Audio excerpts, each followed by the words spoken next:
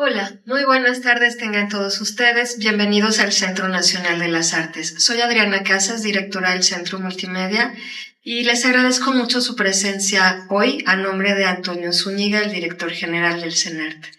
También agradezco mucho a quienes nos acompañan en esta mesa, Luis Germán Carmen. Vamos a estar conversando sobre la exposición del joven Toledo que está en este recinto. Si no la han visto, por favor vayan a verla, o espero que esta conversación sea una provocación suficiente para que vayan a verla muchas veces. Gracias. Vamos a comenzar esta charla con Luis. Luis, buenas tardes.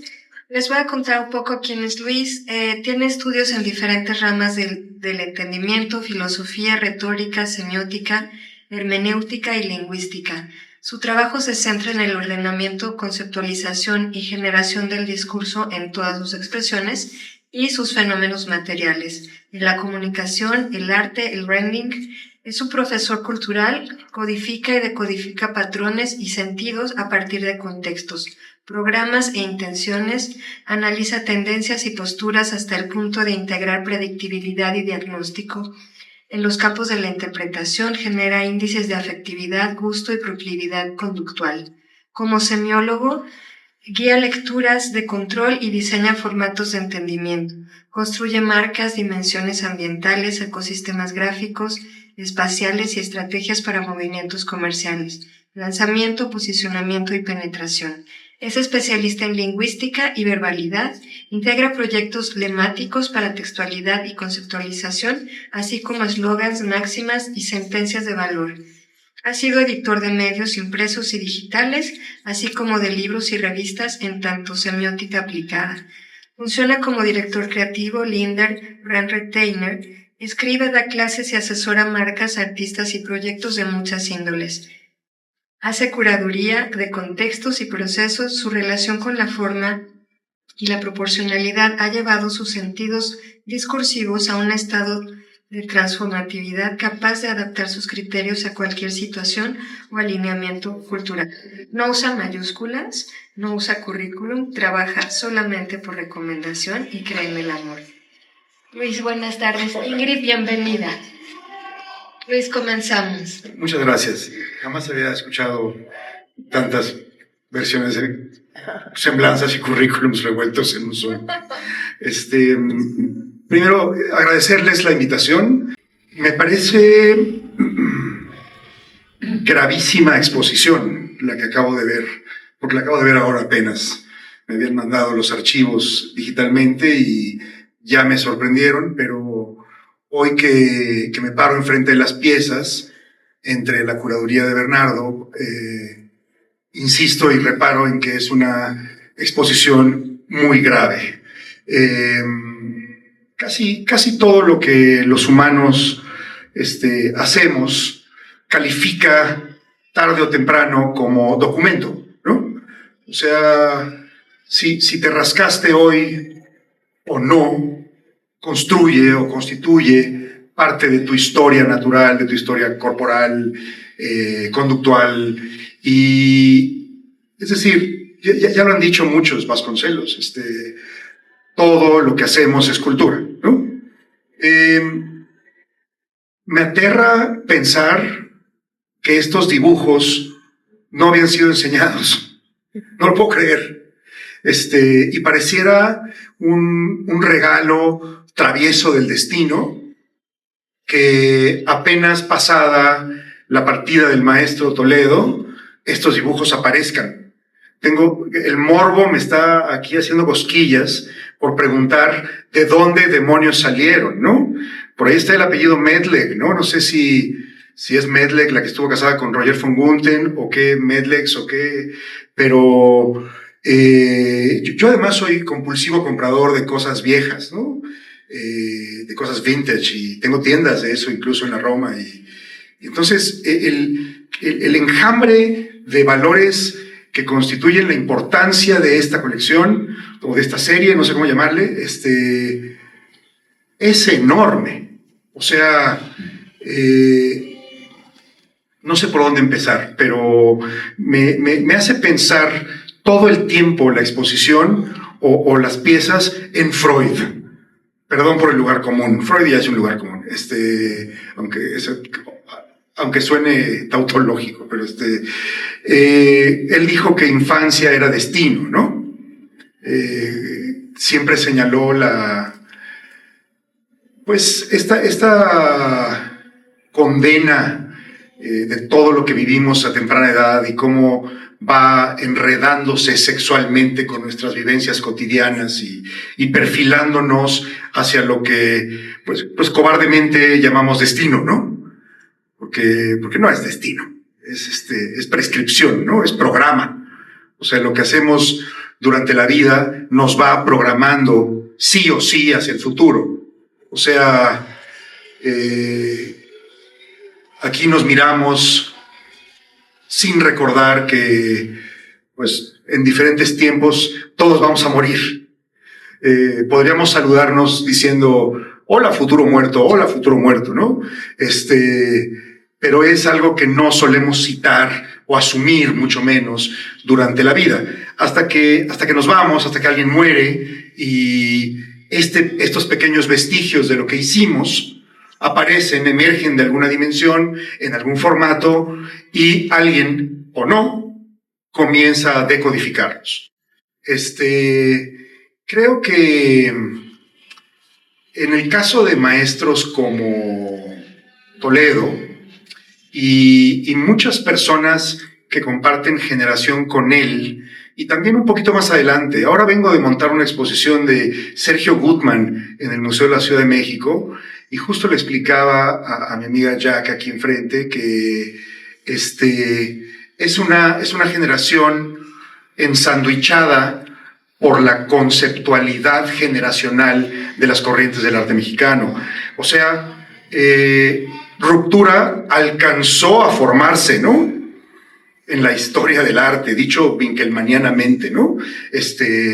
Alcanzamos a reconocer el movimiento de Ruptura, a convalidarlo y a decir, sí, es Ruptura. Sí, chingón, ok. Pero todo lo que sigue, hasta antes del movimiento de lo que se llama arte contemporáneo, está ensanduichado por ahí. Amo la iniciativa de muchos directores de museos e instituciones por rescatar esas figuras. Néstor Quiñones, que me lo acabo de encontrar aquí afuera con un cuadro, Luciano Spano, Roberto Parodi, Turnbull, tantos artistas importantísimos que viven en el interior de ese sándwich, ¿no? Y Toledo, aunque histórica o historiográficamente merece estar en el lado de la ruptura, nunca dejó de, perdón la palabra, actualizarse.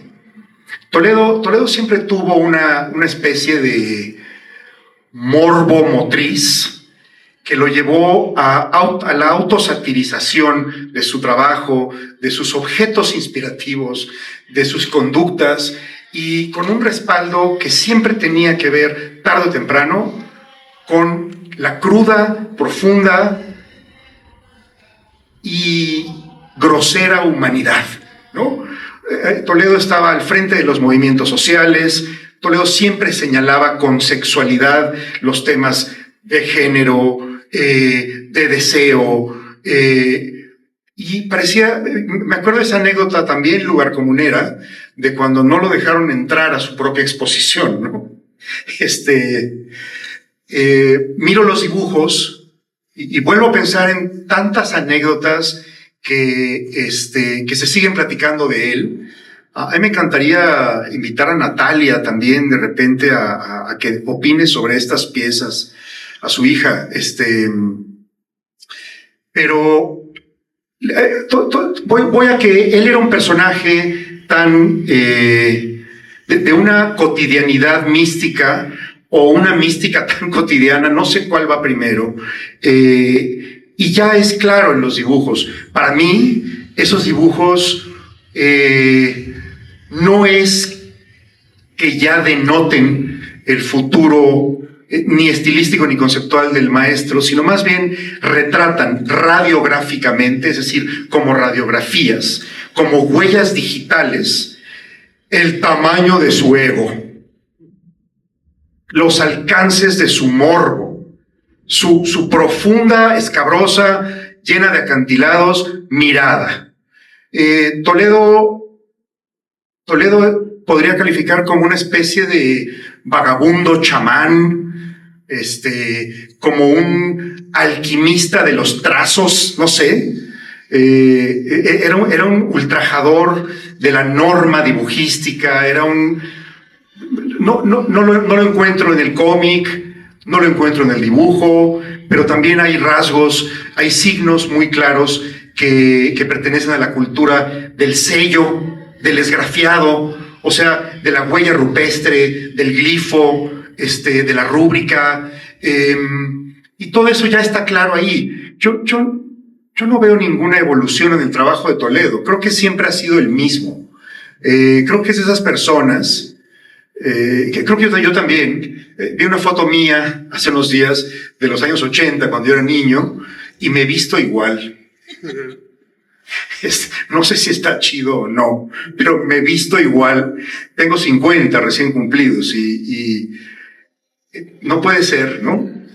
O sea, está muy bien o está muy mal, no importa, pero es así. Toledo igual. Si nosotros hiciéramos como en el celular, así, una de esas piezas y la llevamos a mayor dimensión y les decimos al público que es de su obra reciente, ¿quién lo dudaría? ¿De qué signo o de qué atributo nos agarramos para decir que una de estas piezas no es reciente? Son idénticas. No hay nada, no cambia nada. Ahí están ya las quimeras, están ahí las perversiones, están todos los atributos de la obra de Toledo presentes ya en esta colección, lo cual para mí lo construye mucho más en su dimensión como artista, dimensión que ha sido muy cuestionada por muchos críticos y pensadores también, que lo habían acusado de ser más un artesano que un artista, y ese diálogo de flojera que Susan Sontag y Lucy Lippard agarraron varias veces, ¿no? Yo para mí, crecí biculturalmente por mis padres y mis abuelos, y para mí México es una olla candente de muchos signos, de muchas cosas que se acomplejan de no tener definición, pero al momento de la catarsis o de la situación extrema, como dicen los psicólogos, emergen, ¿no? Emerge la solución, el remache, la espontaneidad, el albur, la sagacidad y muchos superpoderes de nosotros, los mexicanos, y creo que están en la obra de Toledo. No importa si el índice de artesanalidad sube o baja, si el de conceptualidad, no importa. Al igual que de otros autores, ¿no?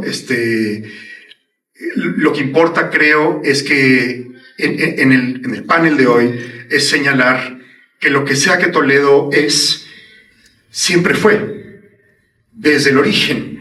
Si estos dibujos son documentos, como decía al principio, pues son constatadores fehacientes de que la obra de Toledo nació antes que él.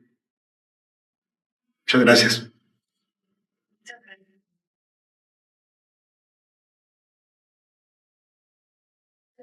Muchas gracias, Luis. Le voy a dar la palabra a Carmen Gómez del Campo. Ella es psicoanalista y tiene estudios en Sociología de la Cultura por la UNAM y un diplomado en Historia Social por la Sorbona de París. Es investigadora titular C de medio tiempo en el CENART, en el CENIDIAP. Fue corresponsable del Archivo Histórico del Instituto Nacional de Bellas Artes y Literatura de 87 a 88. Ha publicado en coautoría En Memoria de un Rostro, Isabel Villaseñor y Que Viva el 3030. Colabora en el equipo responsable del Archivo de Cerámica Contemporánea en México, a partir del cual se han producido varias contribuciones, conferencias y publicaciones en foros especializados en el tema. Fue coordinadora de la Academia de Fronteras y responsable del seminario Psicoanálisis y Acto Estético. En 2011, publicó en Conaculta el ensayo Miradas a Francisco Toledo y Julio Galán, El motivo del doble. En la edición colectiva del libro La mirada ante lo invisible, del que fue coordinadora. Está abocada al estudio del arte rupestre en Baja California. Actualmente trabaja sobre el problema de la sublimación dentro de la teoría psicoanalítica. Bienvenida, Carmen. Gracias, Adriana. ¿Está en marcha? Ya. Buenas tardes a todos. Estamos hoy aquí para hablar, como ya abrió el camino Luis, sobre esta exposición, La Cementera, dibujos adolescentes de Francisco Toledo, cuya curaduría quedó a cargo de Bernardo González, a quien le agradezco el afortunado y provocador título que eligió. Gracias a la colección Ponce Cusin por la invitación y por abrir estos espacios de intercambio académico. Gracias a todos por estar hoy presentes. Yo haré algunas referencias mínimas a la biografía de Toledo, solo las que consideré puntuales y necesarias para dar algún contexto.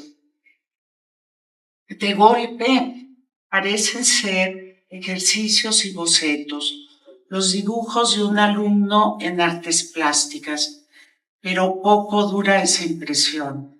Al acercarnos a ellos y observarlos con detenimiento, comienza a revelarse la composición de sus líneas trazadas a lápiz, grafito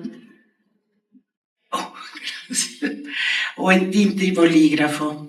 Vemos cómo ellas van desplazándose con una suavidad, tersura y una cadencia que atrapa nuestra mirada.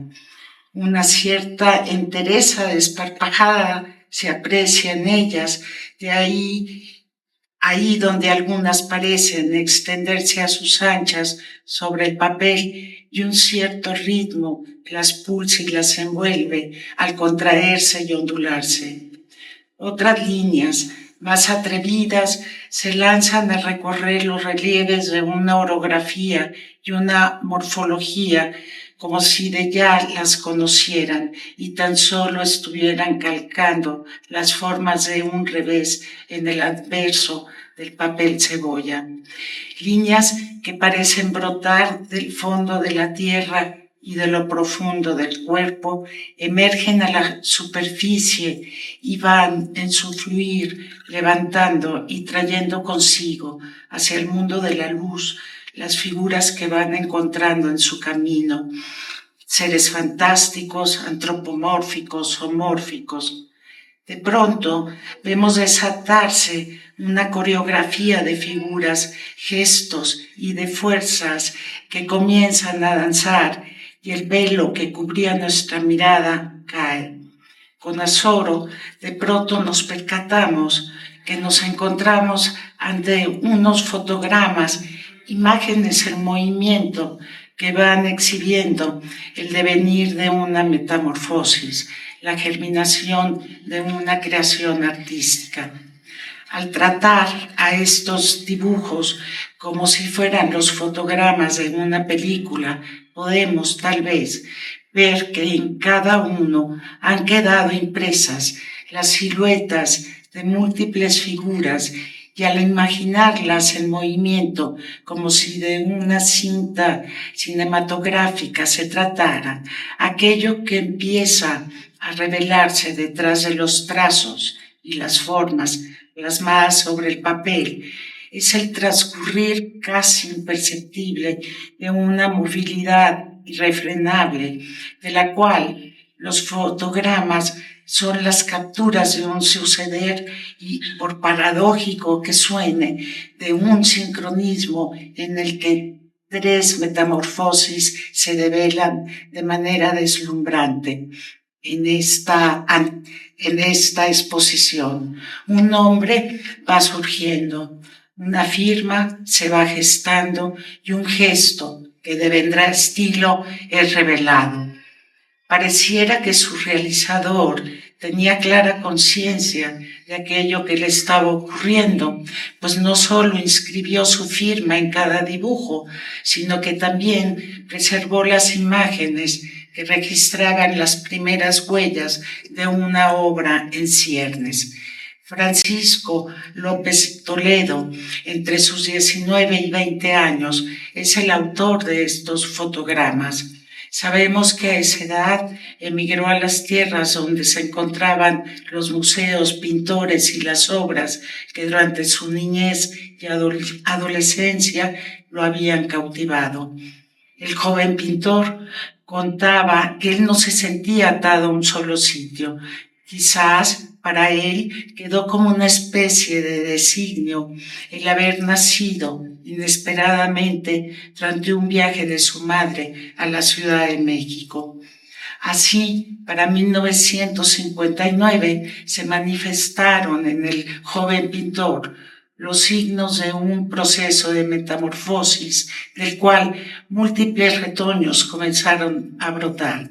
El primero de ellos fue su viaje a Italia y Francia, con el cual inaugura su andar por el mundo, su condición errante.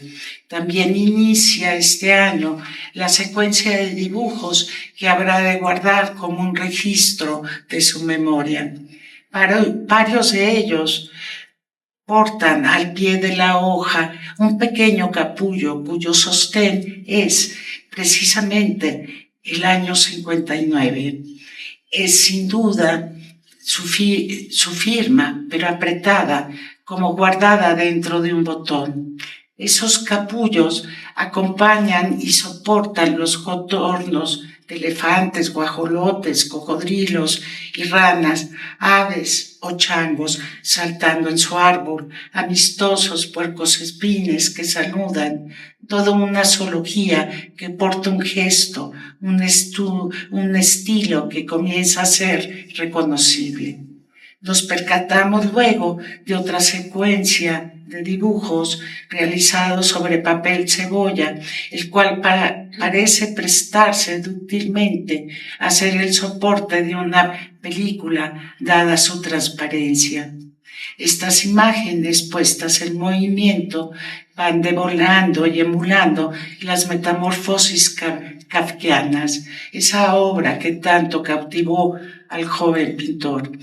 En una de ellas podemos ver tras el traslúcido exoesqueleto de un escarabajo una figura antropomórfica que, recién formada, parece mirarnos a través de su caparazón.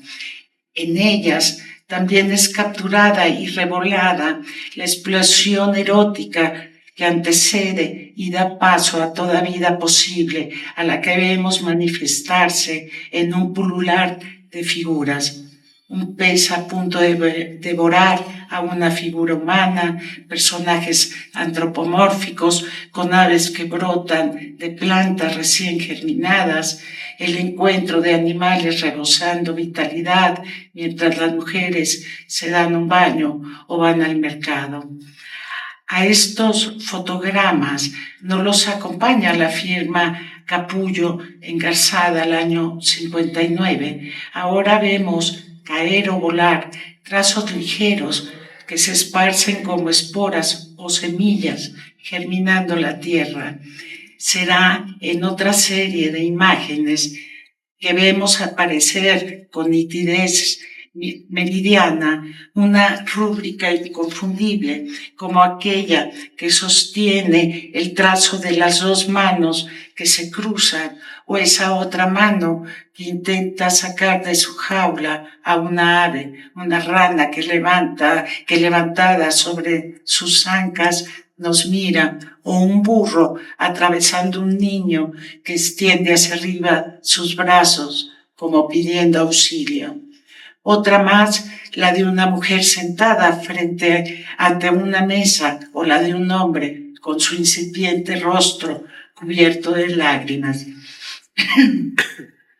Todas estas imágenes que muestran el fluir de la vida El pintor las firmó en 1960, esto es, ya viviendo en el viejo continente. Para entonces, las metamorfosis ya estaban en pleno movimiento, de acuerdo al registro de los fotogramas. Un hombre había cambiado. Francisco López Toledo dejó el emblema del apellido paterno cargado de linaje y pertenencias y tomó el de la madre como una manera, quizá, de darse a sí mismo un origen que lo podría ligar a cualquier lugar de la tierra, pues de ella había nacido y de ella era su habitante. Es bajo esta firma, la de 1960, que grabó su nombre y es con la cual habría de rubricar toda su futura obra. De algún modo, estos fotogramas son el acta de nacimiento en la que un nombre fue registrado y una firma certificaba la originalidad de una obra. Un acto inaugural sobre el cual Toledo pudo sentirse sostenido y legitimado por sus potentes e inéditos dibujos y hacer con ellos un pasaporte para él y sus acompañantes, todos esos seres salidos de la tierra y de lo más profundo de su cuerpo, quienes ya podían salir con él a recorrer el mundo. Transmutación del nombre y la firma sucede al mismo tiempo que una gestualidad única emerge a la luz. Todos estos dibujos lo revelan, son Toledos, no hay duda. Nos sentimos al mirarlo, pero ¿qué les otorga ese claro sello más allá de llevar el nombre y la firma?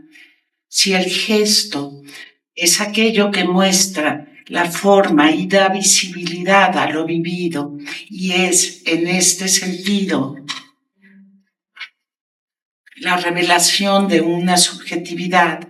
Este gesto llegó a hacerse visible tras un largo proceso de metamorfosis que partió del mundo de lo informe, la condición de donde toda forma posible surge, que ha cargado y carga consigo las fuerzas en movimiento de deseos provenientes de los lugares más lejanos y profundos del propio cuerpo y de sus raíces en la tierra.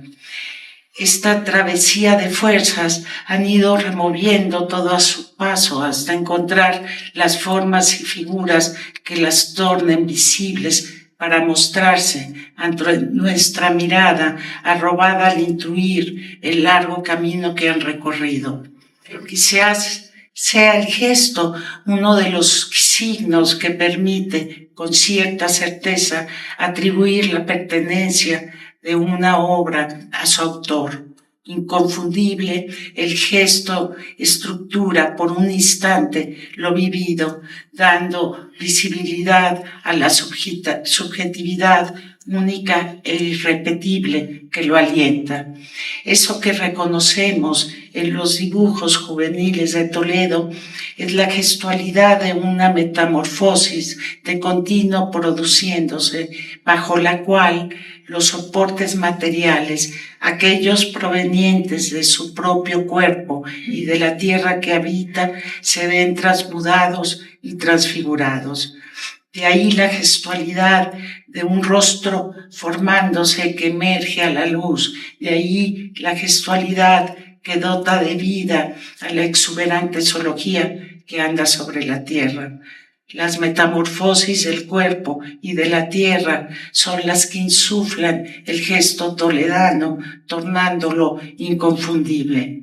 Hoy, quizás, ante esta cementera, tan solo podemos sentirnos conmovidos y maravillados por asistir al momento en que un gesto único, el nacimiento de Toledo, nos ha sido dado a la mirada. Muchas gracias, Carmen. Le voy a dar la palabra a Germán Frausto. Él es restaurador de bienes muebles por el Instituto Nacional de Antropología e Historia, maestro en artes visuales por la UNAM. Actualmente se desempeña como docente e investigador en la maestría en conservación de acervos documentales y en la licenciatura en Restauración, ambos programas al abrigo de la Escuela Nacional de Conservación, Restauración y Museografía Manuel Castillo Negrete de Lina. Su trabajo está enfocado al estudio de las relaciones entre el campo teórico-práctico de la conservación de bienes culturales y el de la producción de memorias e identidades en el contexto de los archivos, así como explorar las metodologías de investigación, intervención y pedagogía en conservación desde perspectivas interdisciplinarias que vinculan ciencias sociales, filosofía y prácticas artísticas.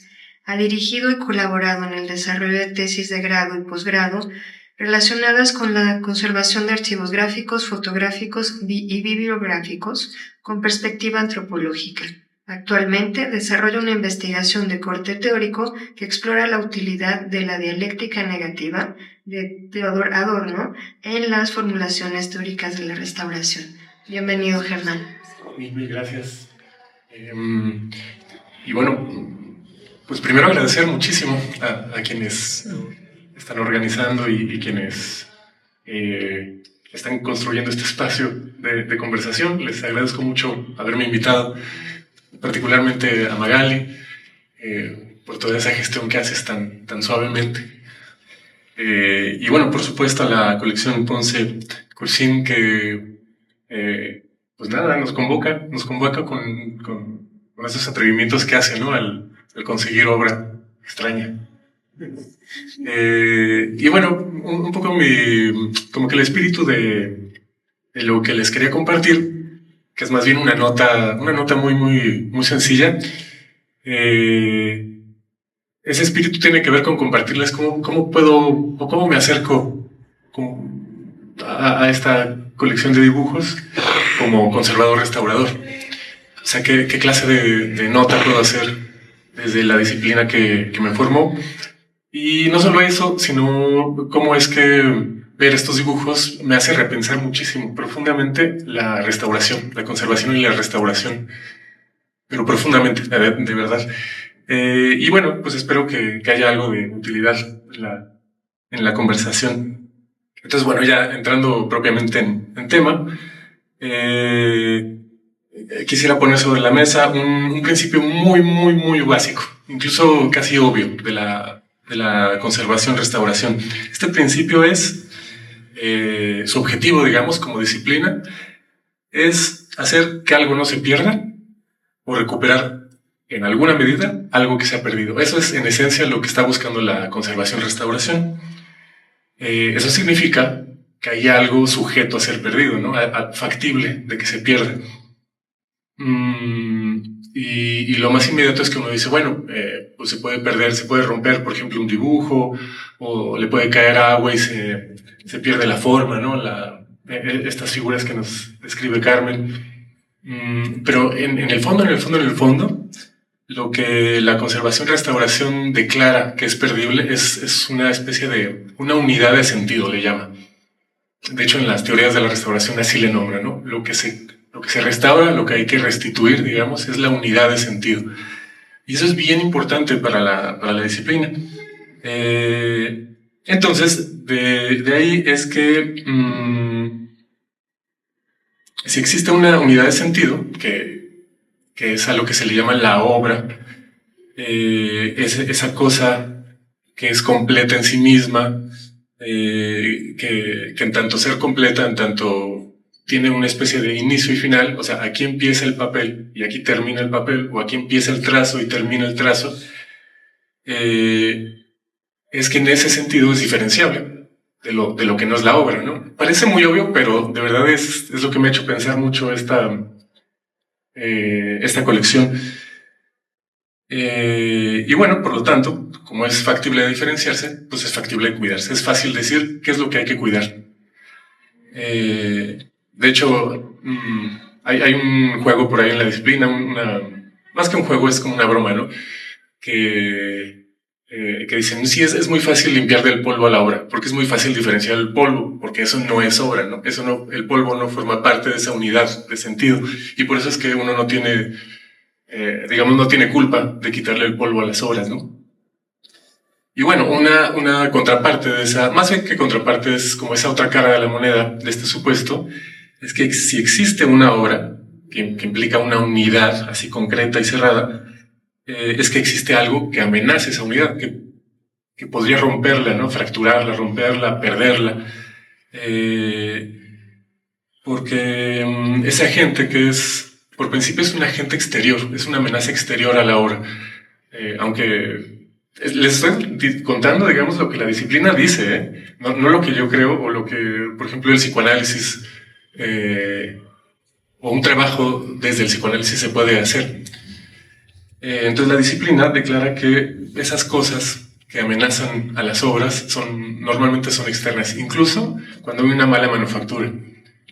La disciplina dice, bueno, es que quizá no sabía, ¿no? O sea, la ignorancia sobre la técnica es algo externo a ese fenómeno, digamos, artístico, o suele serlo. Y porque por principio una obra artística, digamos, tiene una naturaleza de persistencia, o sea, no está para desaparecer. Eso, insisto, está en el imaginario, digamos, disciplinar. Y bueno, una cosa que se conecta con esto que les estoy compartiendo es que si existe esta obra como unidad de sentido, es que, como decía un poco Luis, es que esa obra es vestigio de alguien, es vestigio de una voluntad o de una intención. Entonces ahí aparece el artista. Entonces el artista se vuelve un sujeto también entero, así completo, identificable. Es el artista, ¿no? El creador. Porque no sé si mi vecino que es vendedor, ¿no? de ropa, él hace trazos, pues no, él no es artista, ¿no? Hay un sujeto artista que se diferencia del resto de sujetos. Y entonces aquí hay como pues digamos como un complejo, ¿no? Entre obra, artista, cosas que supongo que se han trabajado muchísimo más profundamente por la historia del arte, por el psicoanálisis, por otras disciplinas. Pero en la conservación, restauración, digamos que avanza a pasos muy lentos en esas críticas. Y bueno, cuando llega alguien, ¿no? Una colección y te dice, oye, ¿podrías diagnosticar esta colección? ¿Podrías como intervenirla, estabilizarla? Lo primero que un restaurador como yo hace es decir, ok, sí.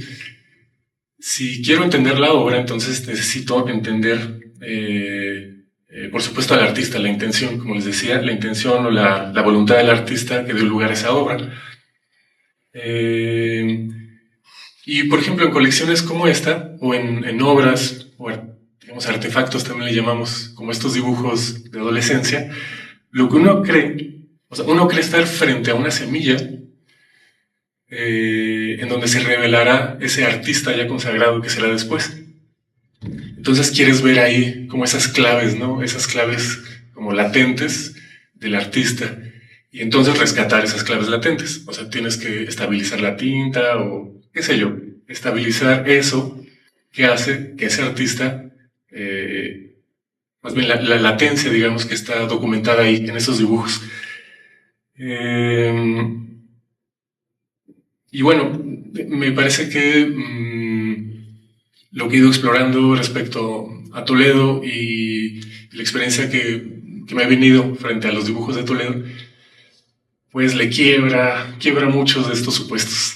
Pero así le da un matarile así a muchos de estos supuestos disciplinares. He estado viendo algunas entrevistas que le hicieron a Toledo y me llamó muchísimo la atención, por ejemplo, una de ellas, en donde el entrevistador le decía, oiga, maestro, ¿y usted cómo se define usted?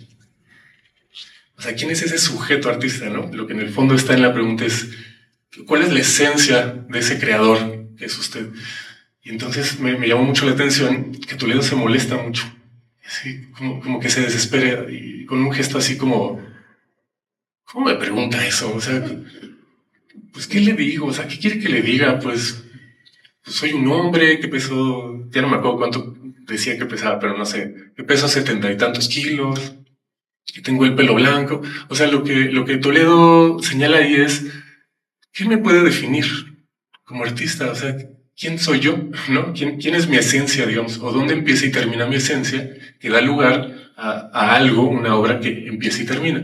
Entonces, él ahí, en esa respuesta, pone un serio cuestionamiento a la, digamos, a la entidad subjetiva como una entidad capaz de construir voluntades o intenciones claras que dan lugar a una obra, ¿no? Y lo único que alcanza a decir es, bueno, pues lo cuantitativo, ¿no? O sea, sí, peso 78 kilos, soy moreno, tengo genitales masculinos, ese tipo de cosas. Y en otra parte, cuando le preguntan, ¿qué es lo que hace usted cuando pinta? O sea, como un poco pidiéndole que describiera qué es su obra, cómo se hace su obra, o sea, cómo se construye o cómo deviene de un sujeto artista, cómo deviene una obra, una unidad de sentido llamada obra, con toda esa carga, digamos. Y también así el gesto, ¿no? Como un poco molesto. Y dice, bueno, es que imagínese usted como, no sé, un niño cuando está ahí tirado en el suelo, con lápices, no sé qué, está garrapateando, ¿no?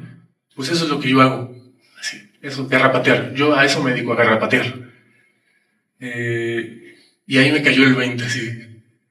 Dije, ay, qué vergüenza, ¿no? Cuando uno va así con sus credenciales de restaurador y dice, voy a investigar cuál es el sentido de la obra, porque eso es lo que voy a conservar. Pero así creyéndolo de veras, ¿no? Cuando el propio Toledo está diciendo, pues no, o sea, estas obras son garrapateos, o sea, no, y me hace mucho sentido, o caso, digamos, con esto último que Carmen nos comparte, que es decías, con la cadencia, la coreografía. O sea, es como si Toledo hubiera estado más bien presenciando cómo el lápiz se mueve sobre un papel que en realidad apareció ahí, o es el que estaba a la mano, en realidad. No hay una voluntad, en ese momento, por lo menos en esos dibujos, no hay una voluntad de conseguir un papel, porque ese papel es el que va a lograr la obra que tiene en mente el artista. No, es lo que hay ahí. Entonces, esa práctica es totalmente, es inasible desde el corpus teórico y práctico convencional de la conservación y restauración. Y entonces eso me hace pensar, ahora sí que suena un poco loco, pero entonces, ¿qué hace uno ahí? O sea, ¿qué podría hacer uno ahí? ¿Qué podría aportar uno ahí como conservador restaurador? Y pues quizás suena muy abstracto y no sé cómo pasar de eso abstracto a una práctica concreta, a una propuesta de intervención concreta, pero creo que al ver esta colección de dibujos, creo que más que conservar o estabilizar un pedazo de papel que empieza en un borde y termina en otro borde, o estabilizar un trazo de tinta que empezó acá y terminó acá y que se declara como la obra, o sea, ahí está la obra y se diferencia de lo que no es obra, más que guardar eso, resguardar, cuidar, quizá valga la pena, digamos, desplegar una serie de estrategias para cuidar más bien la capacidad de devenir de las cosas. Y incluso de cosas que tienen un estatus legal como esta colección, ¿no? Porque además no hablamos de eso, que es todo un ámbito legal, ¿no? Pero entonces, ¿cómo cuidar algo cuyo valor tiene que ver con la metamorfosis que decía Carmen? O sea, con la capacidad de estar sucediendo en gerundio, de estar sucediendo incluso cuando la visitamos, ¿no? Cuando uno visita la obra, cambia la obra. Entonces, ese fenómeno es el que hay que cuidar. ¿Cómo? Pues quizá conversándolo podríamos, no sé, llegar a cosas más concretas, ¿no? Pero bueno, esto en términos concretos o finales, digamos, parcialmente finales, quizá esto es lo que quisiera compartirles. Y muchísimas gracias. Muchas gracias, Germán. Ingrid, bienvenida. Es nuestra última ponencia y les voy a contar. Ingrid Zucker es periodista cultural, ensayista, crítica, curadora, investigadora de arte moderno y contemporáneo en México. Tiene estudios en ciencias de la comunicación, es autora de la biografía Rufino Tamayo, Aproximaciones, obra integrada al acervo de distintas bibliotecas públicas de México y el extranjero. Además de tener extensa trayectoria como conferencista, sus escritos han sido editados en libros, catálogos, revistas, suplementos y secciones culturales de México y otros países, y le han permitido ser beneficiaria del Sistema Nacional de Creadores en la categoría de ensayo varias veces. Ha curado y coordinado más de 60 exposiciones de arte moderno y contemporáneo en México, en el país y en el extranjero. Fue jefa del Departamento de Curaduría del Museo de Hacienda, el antiguo Palacio del Arzobispado de la Ciudad de México. Atenta a los movimientos artísticos suscitados en el país en las últimas 4 décadas a través de su sección quincenal Arcilla, suplemento cultural dominical del periódico El Nacional. Ingrid le dio puntual atención al movimiento escultórico en cerámica. También es autora del libro Solo un guiño, escultura mexicana en cerámica. En la actualidad prepara para su publicación el resultado de Testigos de la Memoria, un acercamiento al arte social en México, proyecto beneficiario del Sistema Nacional de Creadores en la categoría de ensayo en su emisión 2017. Ingrid, bienvenida. Muchísimas gracias y disculpas por haber llegado tarde. Bueno, yo agradezco muchísimo a la Fundación Ponce Cursin por la invitación. Muchas gracias a Bernardo, quien me acercó a esta maravillosa obra de Toledo, deslumbrante en muchísimos sentidos. Muchísimas gracias a Magali por toda la coordinación y todo el apoyo. Muchísimas gracias por la presentación y un saludo aquí al resto del panel. Bueno, yo quiero en principio hacer una breve analogía entre dos oaxaqueños singulares de talla universal, Rufino Tamayo y Francisco Toledo.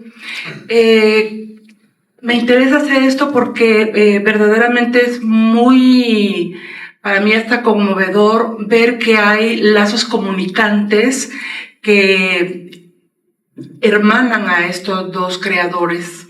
Así que brevemente daré algunos detalles de la vida y obra de Tamayo y iré entretejiendo esto con la vida y obra de Francisco Toledo.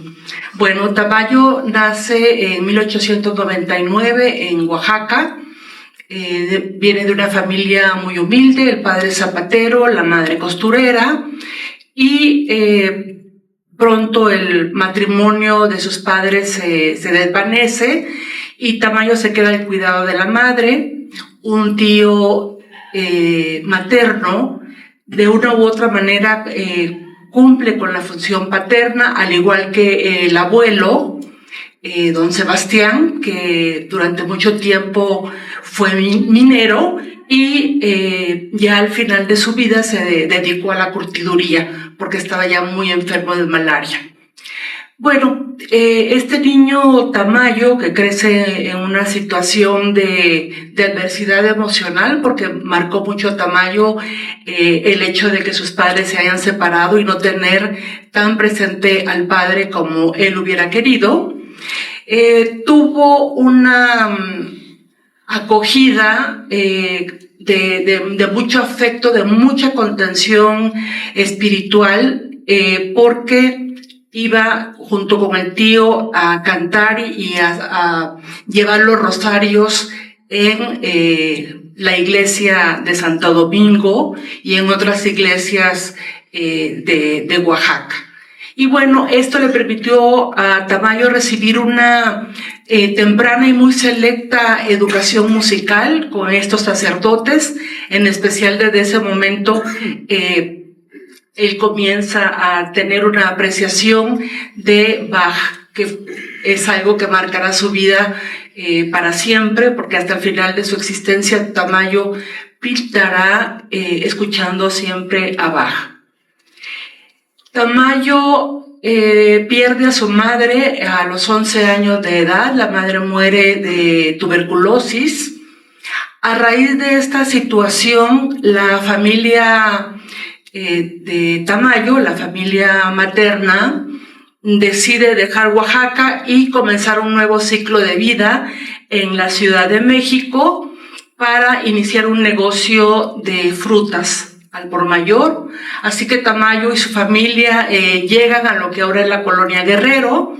Tamayo ahí es muy impactado por la convivencia con los zapatistas. Ahí aprende a tocar guitarra y aprende canciones populares. Tamayo relataba un hecho particular en su vida que marcó el inicio de lo que sería su gran pasión, la pintura y el color. Y fue el caso que, siendo él un chico de entre 8 o 10 años máximo, fue a ver con su familia las procesiones, y cuando vio a Santo Tomás con un traje que Tamayo decía que era azul, amarillo y rojo el manto, él sintió en ese momento algo que lo hizo como extraviarse de la mente, que lo conmocionó, y que a lo largo de su vida, él como, digamos, ya recreando ese hecho, él dice que lo comparaba con un estado de locura, con una exaltación completa, y que ahí él amó el color. Y muy pronto Tamayo, al llegar a la Ciudad de México y al quedarse deslumbrado con la maravillosa Ciudad de México, pronto se da cuenta que él desea ser pintor. La familia, por supuesto, se opone completamente, porque el destino que tenían planificado para él es que fuera contador y que llevara la contaduría de el negocio de frutas que tenían en la Merced. Tamayo comienza a irse, a fugarse de la escuela, porque también termina aquí la escuela primaria, y comienza a ir a la Academia de San Carlos. ¿Qué pasa con Tamayo a partir de que muere la madre? Pasa algo, desde mi punto de vista, trascendente, y es algo que a mí me ha llevado a lo largo del tiempo que tengo de darle seguimiento a todo lo que tenga que ver con la vida y obra de Tamayo. Me hace admirarlo enormemente, porque a los 11 años que queda huérfano de madre, Tamayo a los pocos meses toma la decisión callada de eliminar el apellido paterno, y dejará de ser Saavedra para pasar a ser únicamente Rufino Tamayo. ¿Qué otra cosa sucede? Que él decide que va a ser pintor, y quiere ser pintor aún en contra de su familia, que era finalmente todo lo que él tenía. Pero también, según él decía, a esa temprana edad, cuando muere su madre, él se da cuenta que está solo en el mundo, que no tiene a nadie más. Bueno, al darle seguimiento a la vida de Tamayo, a esa temprana vida de juventud, a las decisiones que va tomando, la obra que va realizando ya una vez que deja la Academia de San Carlos, es que Tamayo toma una conciencia de quién es él, qué tiene y qué puede hacer. Y a raíz de que toma esta conciencia es que ya a los 22 años toma distancia radical del naciente muralismo mexicano. Y ahí están ahora sí que ahí están las pruebas de sus declaraciones, sus tempranas declaraciones a la prensa cuando tenía 22 años. Y posteriormente, a los 26 años, ya una vez que deja su trabajo como dibujante en lo que posteriormente sería el Instituto Nacional de Antropología, y con el dinero que había juntado de su primera exposición individual en 1926, junto con su amigo Carlos Chávez, el gran músico Carlos Chávez, parte a Nueva York.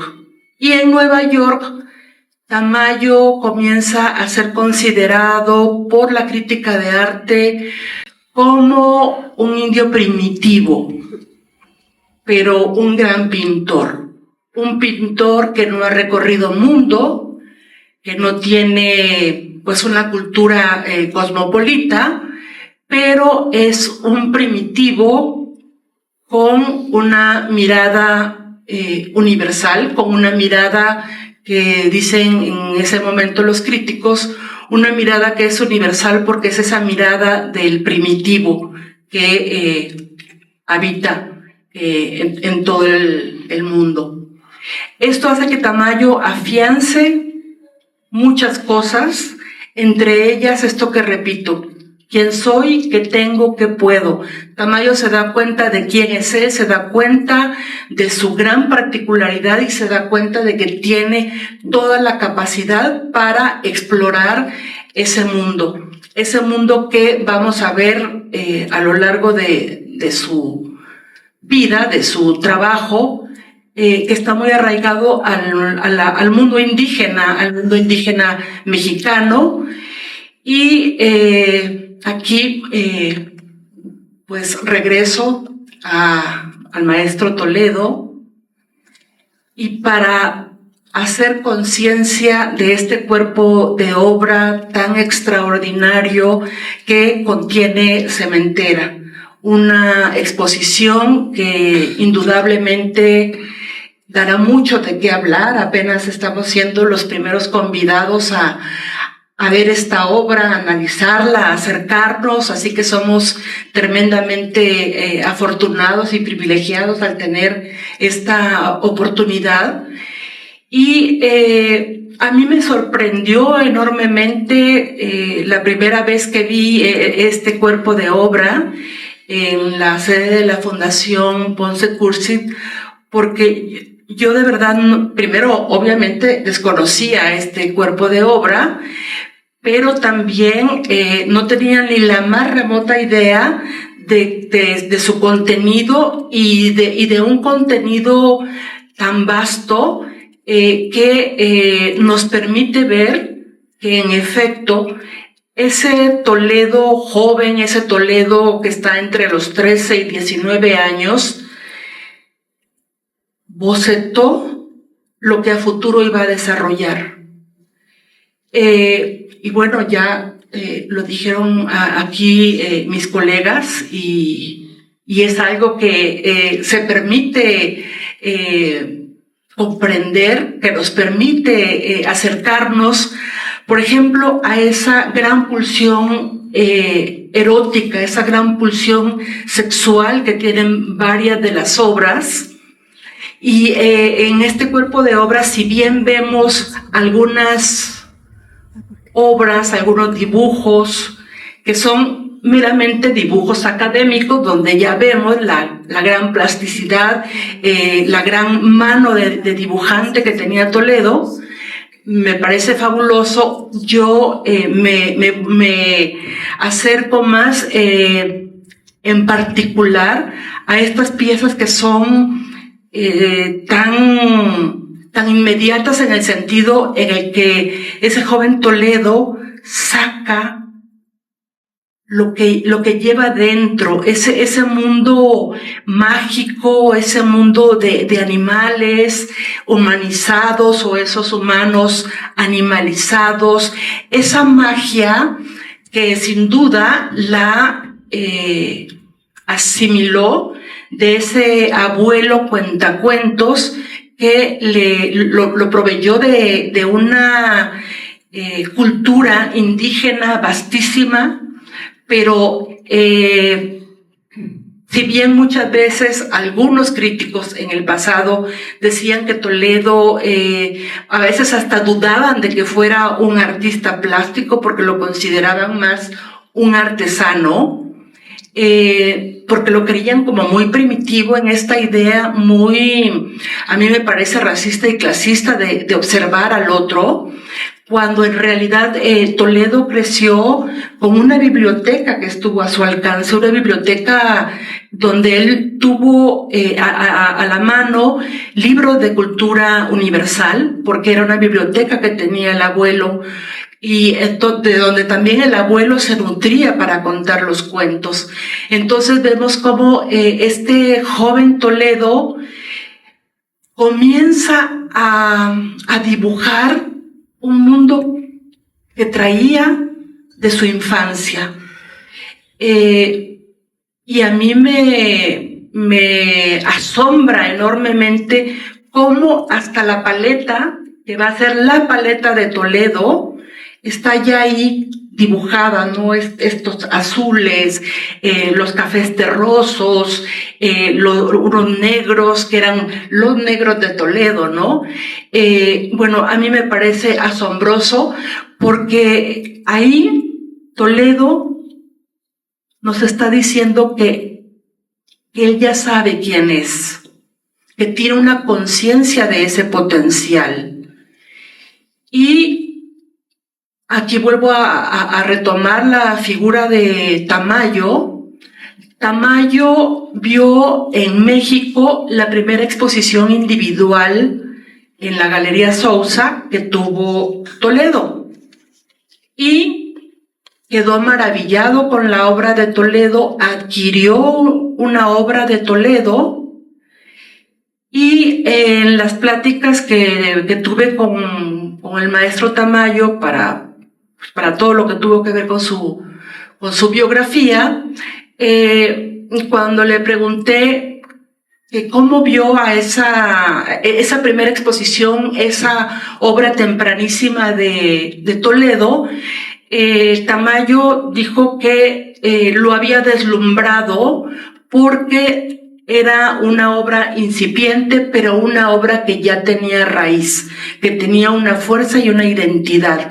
Y esto se veía en toda la exposición. Y que cuando pues se enteró que era un joven oaxaqueño, un muy joven oaxaqueño, Tamayo quedó muy asombrado.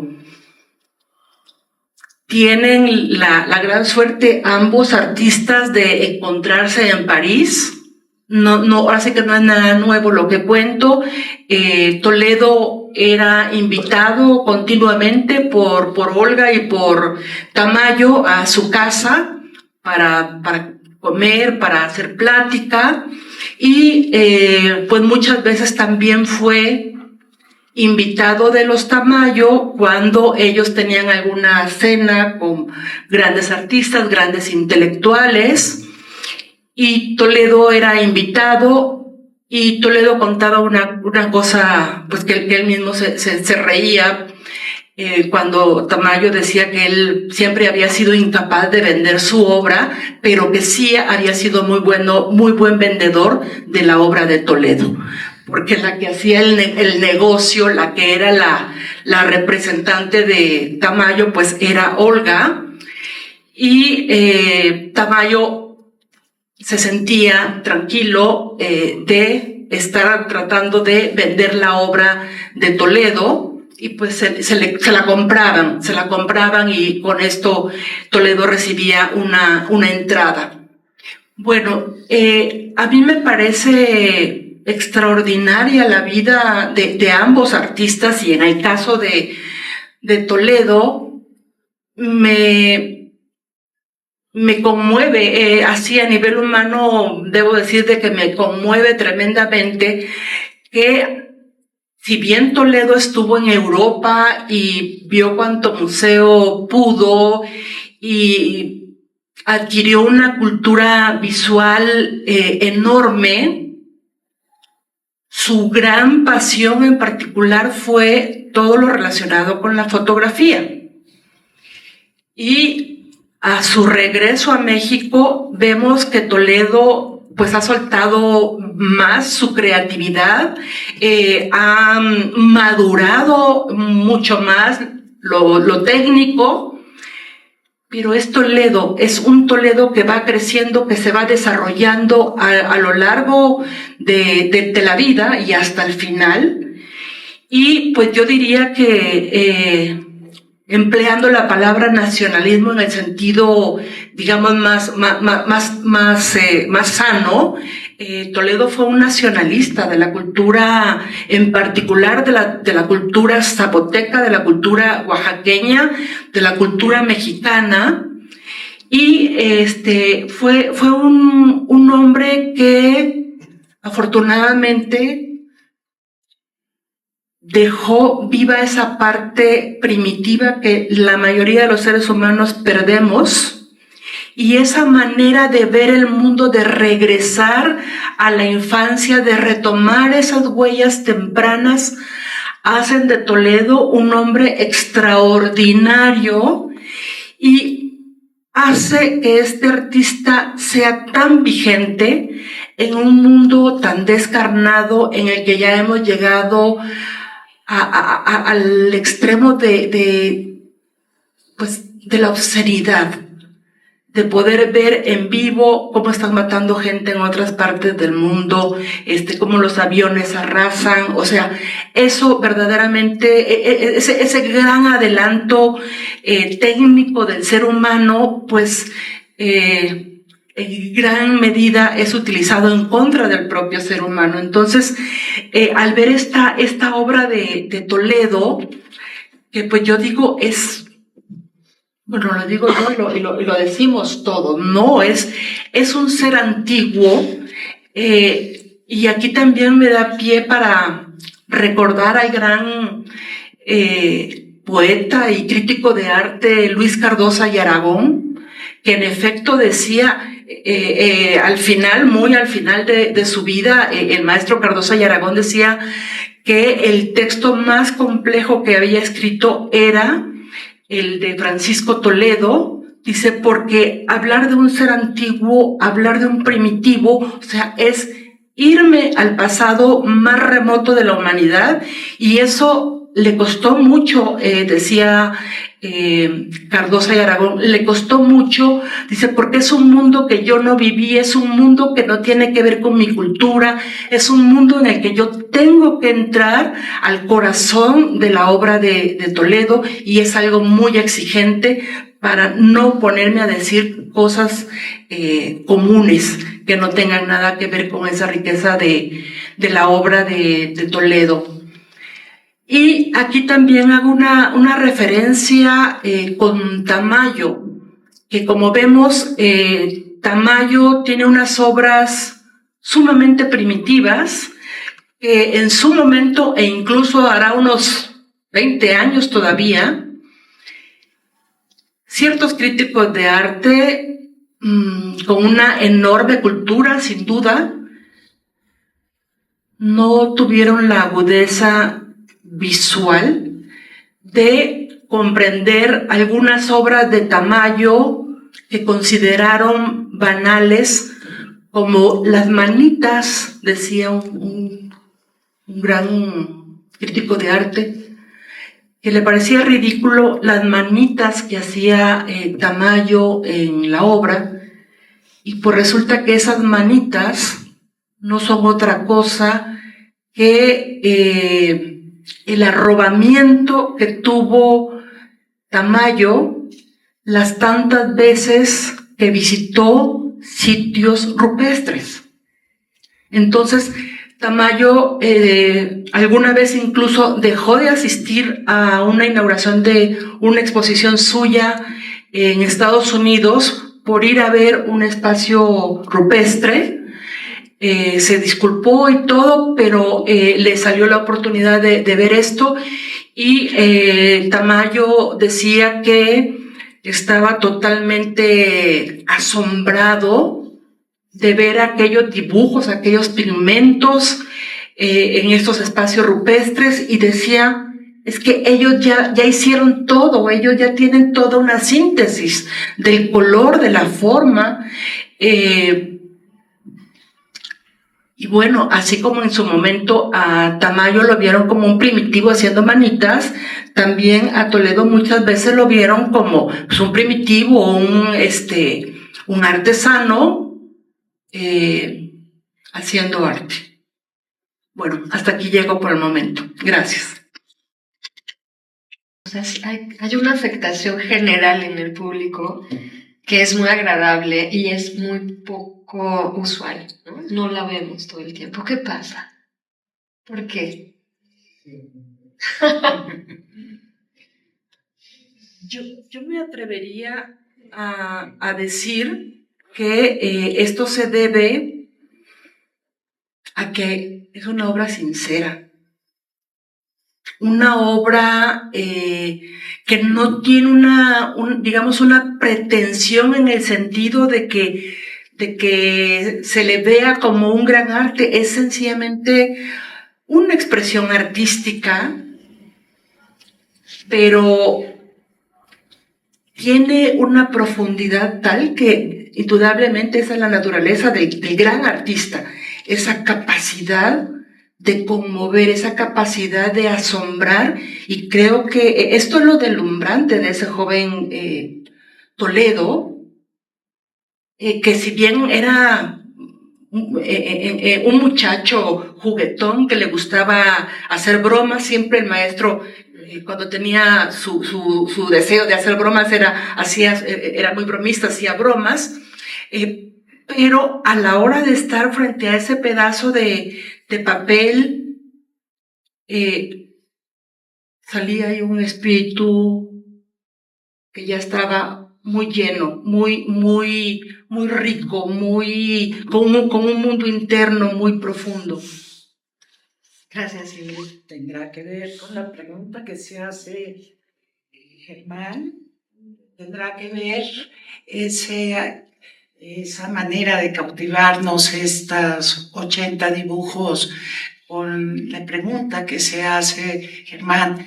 ¿Y ahora cómo se preserva esto? Esto no se captura porque es una obra viva, porque se está moviendo. ¿Cómo le hacemos para, en todo caso, desde la preservación y la restauración, mantener esto? Cuando yo diría de parte mía que es una obra que se sustrae a todo intento de detenerla, suspenderla, está en continuo movimiento. Quizás tenga que ver con los garabatos que evocaba Germán, decía ser Toledo. ¿Cómo detienes eso? Se mueve. Y por eso puedes irla a ver y otra vez y no paras, porque todo se está moviendo. Y esa es parte del carácter de la obra que cautiva y que no la puedes como encerrar, atrapar. ¿Yo? No sé, si quieres, quien quiera. Pienso que si no supiéramos quién es Toledo y de repente estos dibujos fuesen encontrados en un cajón de un primo de alguien, y los sacamos y decimos, ¿quién dibujó esto? ¿Quién sabe? Están chidos. No tendrían la trascendencia que tienen. Claro, todos somos fetichistas, ya a un punto ya descarado, ya surreal, ¿no? Nuestro fetichismo ya llegó a de verdad, unos tenis Nike de 250,000 pesos en una tienda en la Condesa, por favor. O sea, eso ya, yo ya no juego, ¿no? O incluso, ¿no? Una pieza de arte también en descomunales proporciones financieras, ¿no? O sea, entonces, eso solo nos reafirma como fetichistas. Y el fetichismo está nutrido de justamente unidades de sentido y estructuras de representación que operan sincrónicamente alrededor del ego de cada individuo. Sabemos quién es Toledo y lo que ha vivido. Por eso es que me gustaría escuchar la opinión de Natalia. Me encantaría que Natalia lea estas radiografías y se ría, así como es ella, igual que su padre, ¿no? De ahí sacó ese talante, ¿no?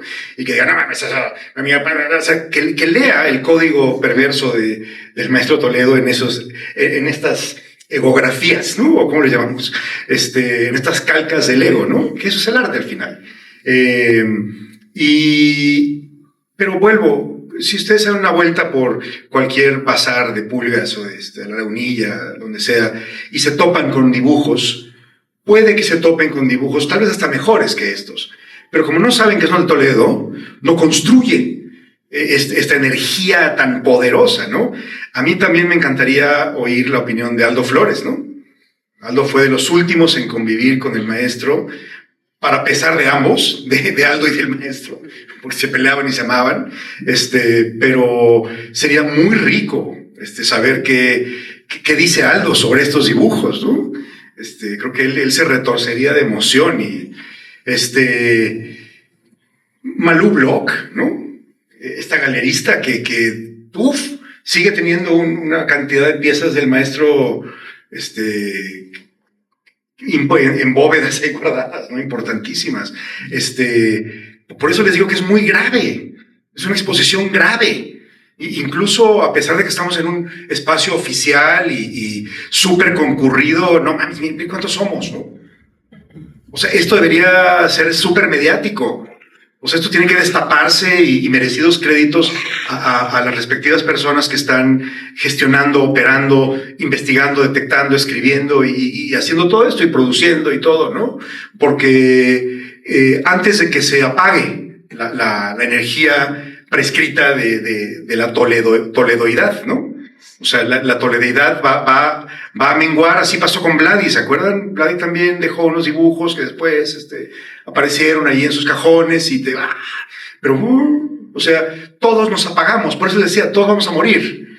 Y después de la muerte viene una etapa de recordación por parte de nuestros círculos de influencia y después se van apagando y surge otra cosa. Somos, cada uno de nosotros, en el constructo de nuestro nombre, nuestro oficio, somos un meme de nosotros mismos.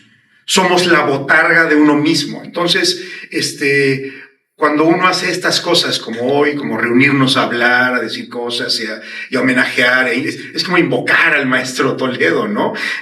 Estaría emputadísimo si él escuchara todo esto que estamos diciendo. O se estaría berreando, se burlaría de nosotros, sale la vuelta y se va. Estaría a echarse un café ahí en el carrito, ¿no? O sea, y Natalia también, y peor si escuchara que la cito, pero porque así son ellos, los Toledo, ¿no? El doctor Lacra, ese gen, ahí está vivo y sigue dando, ¿no? Los tatuajes de Lacra, o sea, y ni le digas que ves rudimentos de su padre ahí, porque, no, o sea, no, porque lo va a negar, ¿no? Pero ahí está, ¿no? Entonces, me gusta notar que coincidimos en lo que decimos sobre estas piezas, porque, como les decía, la mexicanidad es un caldo, ¿no? Es un caldo ardiente en una hoyota de barro, es un guisado de muchos signos que normalmente no tendrían nada que ver uno con el otro, ¿no? Y en México sí se logra la fusión de esos signos, y no solo se logra, los evolucionamos pues, bueno, bendita mexicanidad que nos mantiene vives, a pesar de todo lo que nos pasa, nos ha pasado y nos sigue pasando y nos va a pasar. O sea, es increíble las atrocidades en las que vivimos los mexicanos día a día, aquí en la banqueta, aquí afuera. Los pasillos ahora están llenos de reclamos y denuncias. O sea, en fin, vivimos en la atrocidad y construimos desde ella. Todavía, ¿no? O sea, otra vez los lugares comunes, Brecht y todos los que han dicho, y ¿cómo se llama este otro? Todos los que opinan sobre nosotros, ¿no? Hasta Paul Westheim, ¿no? Lo revisaba en sus textos sobre los antepasados nuestros, ¿no? Somos súper, bizarros, ¿no? Surrealistas y surreales, más bien, no surrealistas, ojalá fuéramos surrealistas.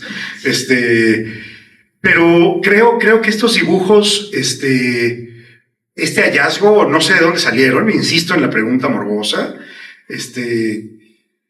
es muy importante, es muy mediático y hace rato le estaba preguntando a Carmen, o le estaba señalando cómo me parece cansada y avejentada la labor y el oficio de los archivos actuales, ¿no? Tanto privados como públicos. Se lo dije a Pavel en la fototeca hace unos meses, a Tito Rivas también, o sea, les digo, puta, ¿y qué hace el archivo? O sea, y luego, ya en la investigación, ya no digan el dinero, o sea, el desgaste, nos abocamos o sea, hasta descifrar lo indescifrable, ¿sí? Y luego, al día siguiente, ¿qué, güey? Sí, hoy una camisa vintage, hoy, de los 70, como esta que traigo puesta, hoy cuesta en los lugares caros de la Roma 1,000 pesos, en los bazares 600, en la Paca 50. Guárdenla 20 años, no digo 100. Dentro de 20 años veamos qué es esto, una camisa de los 70. El tiempo, tanto el tiempo natural como el tiempo cultural, generan un aura de valor, ¿no? Para bien y para mal, ¿no? Los que envejecemos, los que, en fin, y eso es lo que cotiza o genera los índices que nutren el trabajo curatorial, investigativo, de un archivo, en fin. Realmente toda exposición es un archivo compartido, ¿no? ¿Qué exposición no es un archivo? A lo mejor las de Yayoi Kusama no, pero no le critico, para nada. O no sé, o la obra de Anish Kapoor, que después termina generando un archivo. O sea, se archiva orgánicamente en la memoria, en la evidencialidad. Pero ¿cuál es la vocación de un archivo hoy? Y estas grandes patadas, como el hallazgo de esta coleccioncita o serie, insisto en que no sé cómo llamarle porque hay una parte académico-escolar, que me gusta pensar que son apuntes, y una anagnórisis, ¿no? ¿Saben qué es esa palabra rara? Este desdoblamiento del sentido en un relato, en una narración, en un discurso, ¿no? El asesino es el mayordomo, eso es una anagnórisis, ¿no? Cuando se revela el sentido detrás del aparente sentido, ¿no? Entonces, la exposición me gusta porque entras y, ¡ay, qué chido! Los apuntes escolares de Toledo, ¿no?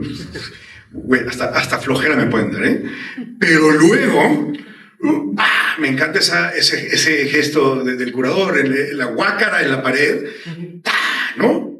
Y muégano, donde me obliga, como en una dulcería, en una barrotería, a elegir qué mirar, ¿no? Esa es mi parte, ¿no?